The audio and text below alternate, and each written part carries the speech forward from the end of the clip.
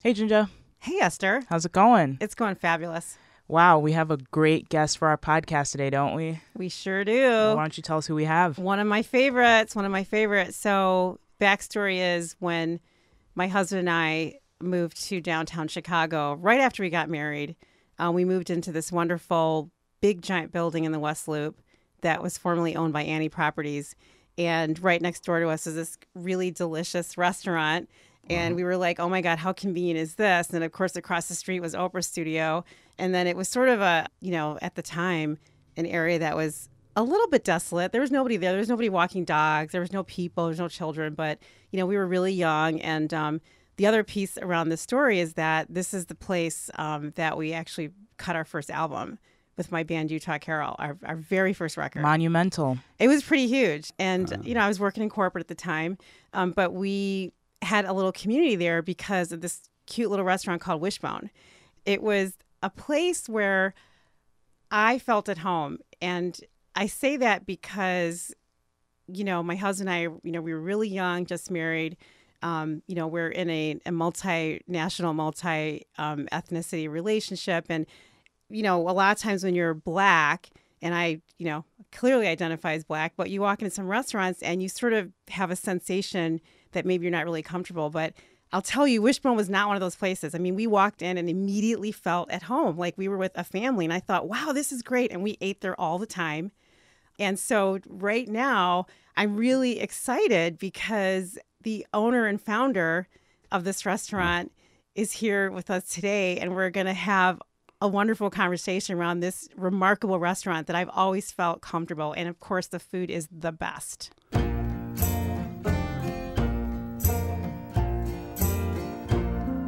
I'm JinJa Birkenbeuel. And I'm Esther Ikoro. And we're the hosts of the Honest Field Guide podcast. Entrepreneurship is no joke. The journey is full of anticipation, failure, hope, and disappointment. You'll make money and be totally broke at the same time. The Honest Field Guide podcast tells you the truth. We know being an entrepreneur is crazy hard and you will sometimes cry at dinner. Listen in to be inspired, laugh, and learn how to really thrive on your business journey. She sparkled. She danced in the sand. I fell apart. She slipped through my hands. She sparkled. Joel Nixon. Though raised in New Jersey, Joel learned to love the South through visits to his grandparents' home in North Carolina. At age 14, he began working at a soul food restaurant in Teaneck, New Jersey. A dozen years later, having amassed a solid cooking background that includes stints in elegant San Francisco and New York City restaurants, and terms as head chef at several large resorts, he opened Wishbone in a storefront on Grand Avenue in July of 1990. His Southern Reconstruction cooking, Dixie standards like shrimp and grits, blackened catfish, and Carolina crab cakes, prepared with a minimum of heavy oils, deep frying, and added sugar, with its mix and match of side dishes such as sautéed spinach, mashed sweet potatoes, and macaroni and cheese, caught on fast. Not long after, a second Wishbone opened in 1992 with 100 seats at 1001 West Washington, at a time when Chicago's West Loop seemed an uncharted territory. Wishbone was an early participant in the emergence of the neighborhood from a commercial area to one of the city's culinary hotspots. In November of 2018, Wishbone relocated after 27 years at 1001 West Washington Boulevard. Their new home is located at 161 North Jefferson Street, 6 blocks east. Next year will mark Wishbone's 30th year in business. I will say it was always special that we had such a good city feel to that place back in those days, because the people living there now have no idea of what it used to be like when, in the early 90s, and how much it's changed over there. But I have nothing but great memories there.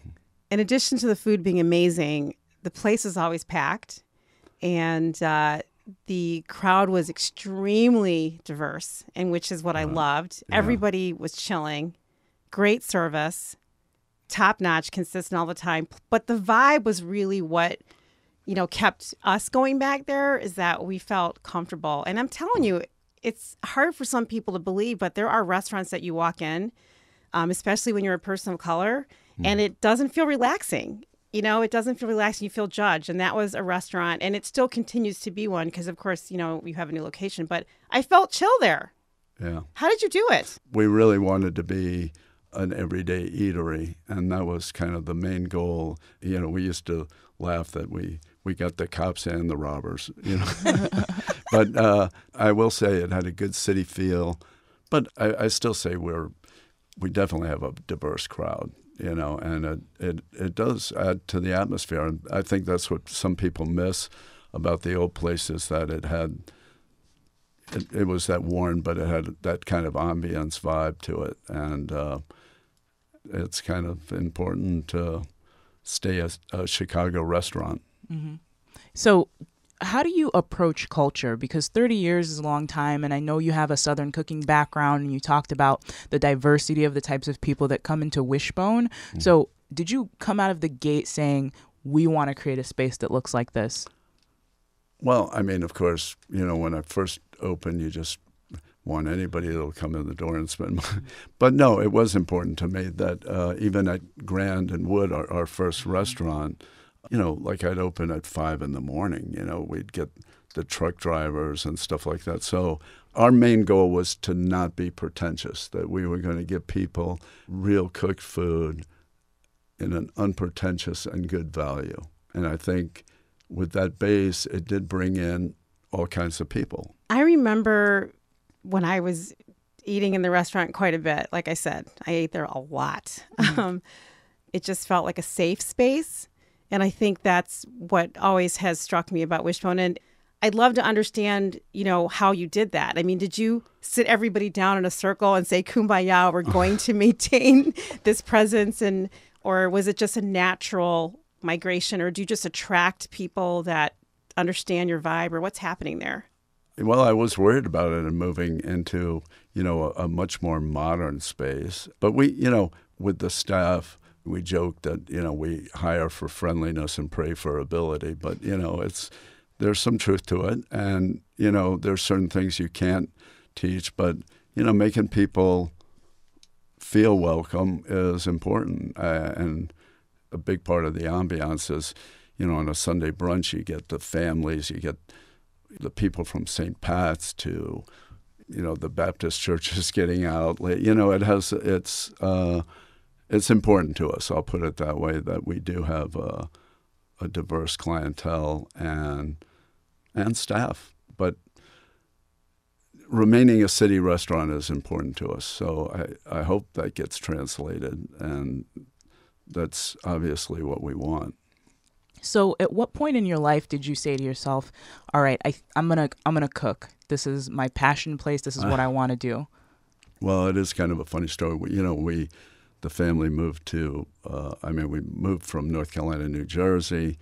And in New Jersey, my first job, one of my friends' his mother had a soul food restaurant. And so I started working there when I was 14. And, you know, actually after Clean and Chitlins, I should have got out of the business then. But Did you say Clean and Chitterlings? Yeah, that was a gruesome job, let me tell you. But it went with my personality. You know, I was kind of a high-strung kid and, you know, probably attention deficit, if they could call it. You know, nobody called it that then. But school was definitely not my thing. And I liked the restaurant business in that every day was different.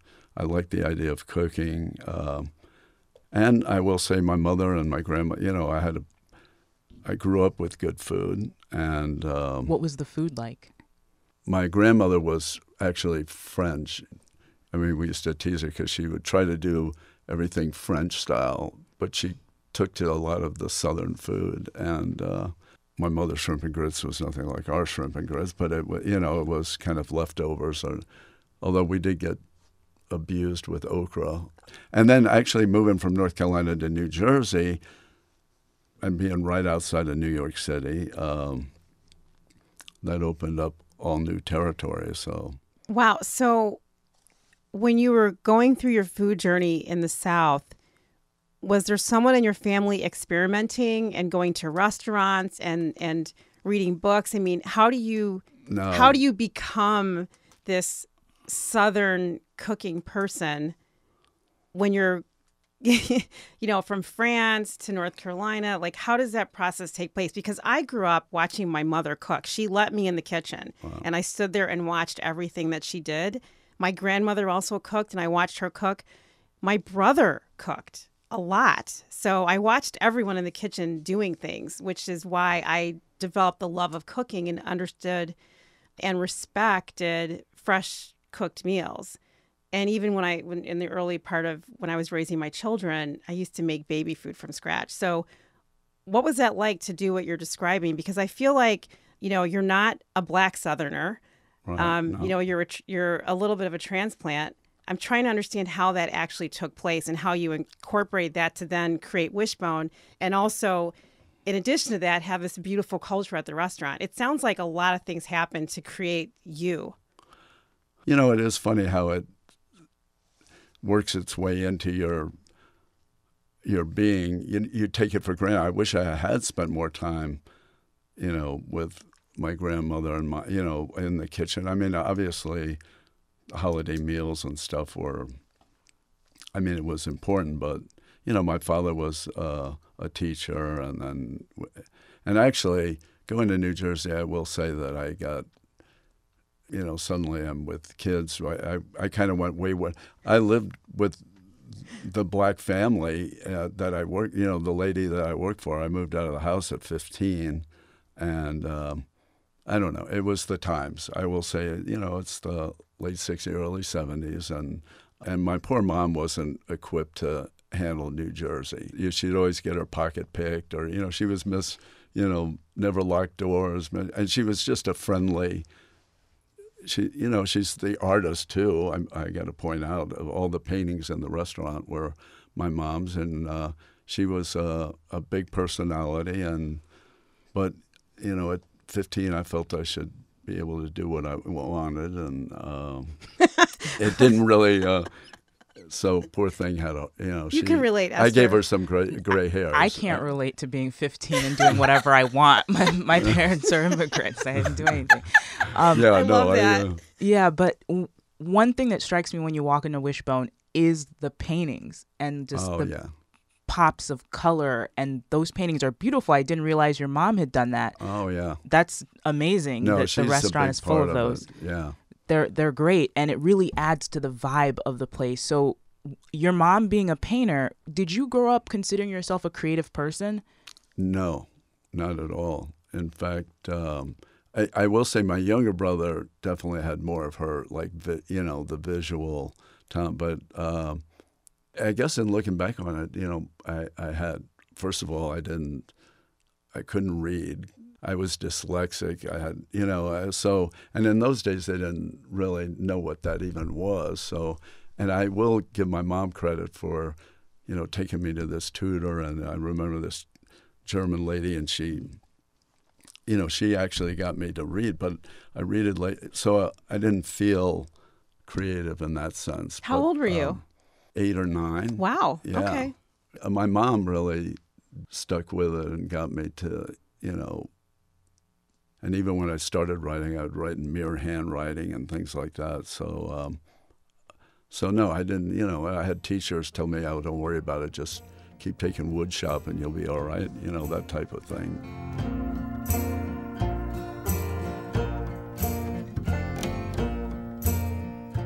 How did Wishbone become, and how did you get your brothers to join? I was getting fed up with working in the corporate type of environment, and I thought my goal was then to open a little restaurant, just do breakfast and lunch, and be in charge of our own destiny. So when I moved here, Greg was really instrumental in, we found the place on Grand Avenue, and we really had a great, loyal clientele, a lot of interesting people. We'd get the band, it was a real mix. Even Grand Avenue was a really mixed bag of customers. And, we, from the motorcycle headquarters that was next door, and then we had, Joey the Clown and all those guys. It was a real mixed bag at the restaurant. When that restaurant shut down because you moved to the larger one, that was also traumatic. Yeah. Right? I mean, talk about that. I feel like you've had these moments where you've had to change and grow, whether when you left Grand it was too small because you were wildly popular, Right. then you went to Washington and became even more wildly popular. And now, in some ways, still wildly popular, but the community became wildly popular, which of course raised the rent. And now you're in a whole nother space. So you've had quite a few business transitions over time. How have you managed to stay in business with all those flips and changes and turns? Because a lot of entrepreneurs and small business owners could never, ever manage and maintain that and still keep going. Well, in hindsight, I will say I wish I had been smarter about real estate because you would have bought some, right? I would have bought some of the property because, unfortunately, it is the old scenario of, you start out and because the rent's low and you don't have a lot of money to start a business, and then suddenly the neighborhood gets up and next thing you know, you're priced out of what you helped, start. But you got to roll with the punches. And we have seen a lot of changes, but I also kind of equate the restaurant as being like a mouth that you just have to kind of feel. And, expanding it's good and bad. It can be, at one time when we had the 2 restaurants going, it makes it harder. And then you brought up moving from Grand to the bigger place. And I remember a lot of the regular customers then thought we had sold out, because it's like we went from this little storefront, which everybody loved, to Washington, which was this great big place. But when I did do Washington, I wanted to have a cafeteria. So in those, we had the cafeteria on one side and table service on the other, because that neighborhood, after 5 o'clock, it was dead. But there were a lot of businesses down there during the day. So we were kind of, at lunch, we were lucky right away in having a really good breakfast and lunch business at Washington. Yeah. I mean, Esther, the thing that's really, striking to me when I hear the story is I think Joel is underestimating not only the location, but just the culture that he created where people felt like they owned it. And it was part of their, their life and their family and how they want to see themselves, as they're moving through the day. But when I used to visit the Washington location, that was when Oprah was in town. Right. What was that like? Well, yeah. I mean, listened. Oprah was a great neighbor to have, put it that way. She, you think, Esther? You think? Because everybody thought Oprah. She did her show in there. She'd send guests there, and she mentioned us a lot on her show, and it was a fun time over there. Really, it's we used to be able to close down the street. We had our big block party. Every year we'd have this huge solstice party, we'd call it, and we'd set up a stage. We had so we weren't good business people, but we knew how to put on a show. And I say we're not good business people in that we weren't. My only object was to keep people coming in the door, and we, labor-wise and everything else, we weren't as, because it's part of the reason I left the corporate world. It was just too nuts and bolts, and everything was about your food cost and labor cost, and I'm not dismissing that that's not important. It's just that, we didn't do well with real estate, and we, things like that. But we had fun, and you got to keep it that way somewhat. How were you able to translate with all of the different moves? How were you able to keep the culture alive, and what did you do when you were going into those new spaces to make sure that you were still able to kind of continue what you were doing at the previous places and evolve? Well, they did kind of build off of each other. As when you mentioned Grand, there were a lot of regulars that were, disappointed with us that we, they had this. I know it's kind of, it was, they loved the little one They didn't really want us to change, but in a way we had to change. You know, it was it was small, and you know, there's good and bad about it. But you know, you end up having to work every. You know, I never got a day off at work. You know, we would close on Mondays back then, but you know, as you start getting staff, and then as families came in too, because then suddenly my brother started working there, my sister-in-law started working, you know, and they want to make more, you know, and there's only so much you can do with the small restaurant. So when Lewis, who of Annie Properties, you know, he was a customer that would come in a lot, and he just loved it, and he's the one that kind of talked me into moving, you know, down to this on Washington, which at the time was an abandoned tire building. You know, it was hard to envision how that would work, but I did like the neighborhood. You know, I liked the fact that there were businesses around there. I felt like I could keep my same clientele, and I had that dream about doing the cafeteria. I always, you know, down south cafeterias are kind of, and I think if they're done right, sorry, it didn't really work out, but people's schedules have changed so much too. But, you know, cafeterias, when they're done right and you have the volume, it's, you know, the food doesn't sit on a steam table. It's fresh, it's good. And our goal was to have a lot of selections. Like we wanted, you know, sides were such a big part of it, you know.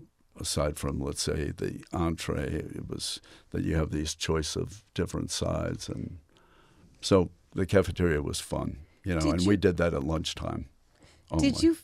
Did you feel that scaling was really challenging for you? A lot of businesses have difficulty scaling. You know, they want to stay small. And there's actually a train of thought where staying small is a good thing. Right. Did you find that really tough, because you said you didn't have the vision that, you know, your friend did that was part owner of Annie Properties? What was that like to suddenly become this giant restaurant? It was intimidating. You know, I remember the first week. And I will say, as opposed to today where, you know, first impressions are so important. Like when we did open, you know, we made a lot of mistakes. It was, you know, we're still trying to operate like the line, how we had it on Grand and this and that, and suddenly there's 100 more seats. So, you know, it really, it was, you know, you end up throwing labor at it, and it's kind of, it was... Throwing labor at it versus I mean, just because the process? Because you're going from 50 seats to 190 seats was, it was a big change. She sparkled, she danced in the sand. I fell apart, she slipped through my hand. When morning came, So you were talking about when you guys were near Oprah and near the United Center, you would be able to shut down the street, but you weren't necessarily the best business people. So after 30 years and a lot of trial and error, how has your view of entrepreneurship changed over these last 30 years? It's not as much fun, put it that way. You have to be a lot more, you know, do the things and try to compete with the chains and the corporate things. And I hate it, but it's kind of a necessary evil now. So you've mentioned fun a lot, and you also mentioned something else that I hear from successful business owners, which is hiring for personality. Right. They didn't exactly say pray for skill, but I always think that's interesting because you can't really teach personality to a certain extent. So what type of personality do you look for when you're trying to hire people? Because I definitely get a very distinct, warm, welcoming, relatable, you know, amiable energy every time I go into Wishbone, and everything from the t-shirts to the way people look at you and ask you if you need anything. So what are some of those traits that you look for when you're hiring? Well, I think you hit a good point there, because there are certain things you can't teach. I mean, you know, we've all been in places where it's just the formality, hi, I'm, my name's Jan, I'm your server, and this and that. But, I think a person has to be in the restaurant business. Some people think, oh, well, I'll just do it because I'm in school and I can make my, but you have to like people. It is somewhat like theater. You got to be on, you got to, and it's a little harder now. There's so many restaurants, it's harder to find one that they're competent and nice, Why? I blame cell phones. I blame all the other stuff. I blame the way people are, raised now, and manners. I think manners are important. And being a Southern restaurant, we were always raised to, be considerate. You had to be, look, they're guests in your house. What would I want? And that type of thing. I don't hit it all the time, but I think the hiring is important, that, at least you look for traits where they're kind and nice, and pray for the rest. No. So how do you course correct along the way? Because, oftentimes when people have their own specific brand and they're at kind of the center of it, with your mom doing the paintings and with you loving the food and kind of pushing the direction, a lot of the secret sauce is in the founder or the owner. And so oftentimes I see that the challenge is trying to find people that you can teach certain ways of doing things that make it special or that complement. So how do you course correct along the way and say, like, well, actually, I would prefer it if you kind of said it like this or did it like that. Did that come naturally to you? It's funny, the old staff, they used to, consider me the real volatile, like I was, like my brother Guy was like the diplomat. He was the nice one they would all go to, and then I was like the crazy guy in the kitchen. But with staff, I think I was a lot more, demanding. And now I do kind of, it's funny, being the kitchen guy, you kind of have this animosity towards the wait staff. They made more money, they worked less hours, we're doing all the heavy lifting. But then you start realizing how important that front of the house staff is. So when you're an owner, you realize, okay, I can't just be yelling and it's their job it's different, but it's no less demanding, put it that way. Did you get feedback a lot from your staff and employees, or did you just stand back and observe these things? How would you know if you were on the right track with things, or if you did step over the line, or if you didn't step over the line enough? How did you figure out and learn that over time, since you did say there's a lot of trial and error with the business? You didn't go to business school. Yeah, no. We all make mistakes, but you have to have a sense of how to deal with people. In regards to staff, there are ones that I've tried to train that really just don't, they want to stay doing what they do. And then there's others, my sous chef right now, he started as a pot washer, but I always got the sense that he wanted to pick up different things and do things. And now he's been with me for not only many years, but he's a rock on brunch. He kind of runs the whole line at brunch. But then as the staff increases, and you go from, let's say 15 employees to, 60 or more. At one time, we were. It's harder, and the dynamics change, and then it did become more, I hate to say that, but that's not my job, or people. It's just a different, a large place is harder to run in that respect, because how do you keep them like, you want the staff to enjoy being there, but hey, the show's on, we got to produce, and I really try to stress with the wait staff that these guys in the kitchen depend on you doing your job. If you're not out there making it so the person wants to come back, regardless of how good the food is, you have to have good service, and or at least friendly as you stated before, where they feel comfortable, and that's important. Where do you get your energy from? Because this sounds like a very hectic and gritty business, and it seems like there have been setbacks and opportunities for growth and challenges and pivots. How do you just say, okay, we're going to keep doing this regardless of what happens? Yeah, it's a funny thing. I mean, even with this recent, it was kind of having to leave Washington, my wife included, were like, give it a, you've been doing this for so long that, but, it's somewhat a pride thing. And it's also, I didn't want to go out like that, I love that you said that. I love it. Yeah. I love it. So, I mean, that's...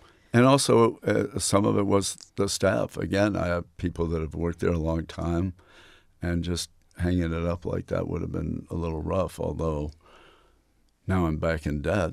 No, but, no, it was hard moving. Building community today when you're launching a business is so challenging. I mean, I feel like... So much harder. It's so much harder. I mean, when I started my business in 1997 and I became incorporated in 99, it was not hard for me to meet people and to build a network to help me grow my business. And those were good times in that respect, because I didn't have to have a rich ecosystem on Instagram and Twitter and LinkedIn to find the right people to help me grow the business and to help me learn. It wasn't like that. It was a human experience. And some of the relationships that I developed then are still with me today and have helped me sustain and grow it. And I can count on the community because they were based in an authentic relationship. I don't even know how people that are starting today can grow and build the way things are built, the way that we built things back in those days. And how does it feel real? Because I remember when I used to go to Wishbone with my husband, even when I used to go alone and get all kinds of amazing meals. But, what does it take now? What does it take, Joe? Like, what would you tell someone today if they wanted to do what you did this week? I do think people are so inundated with so much stuff, that it is harder to have that community feel. And, at the time when you were starting out, like you said, you could call somebody up and have a face-to-face, and you were, you had a connection. But now I think people are so bombarded with either the social media, our attention spans are just not there. And wouldn't you also suggest that I believe I was able to withstand the ups and downs of the economy because of my community? I had people that I could call on for help when things were going south. Right. And, I wonder today, how does that work? Because we haven't had a downturn since, I think, 2007, 2008. Right. We're going to have another one because this is just the nature of the business, is you have a downturn. But if you don't have an authentic community as you're growing a business or even starting one, who are you going to call when things, go bad? Yeah. I think there's going to be a somewhat of a turn where people want to have a server. They want to have, where it's not just all fast. Mm-hmm. I mean, I get it. There's time is money and all that, but people need to slow it down a little bit, be able to feel a connection to a place. And I think if you just stick with that scenario of like, hey, this is who we are, and not try to be something you're not, it'll translate into a good business.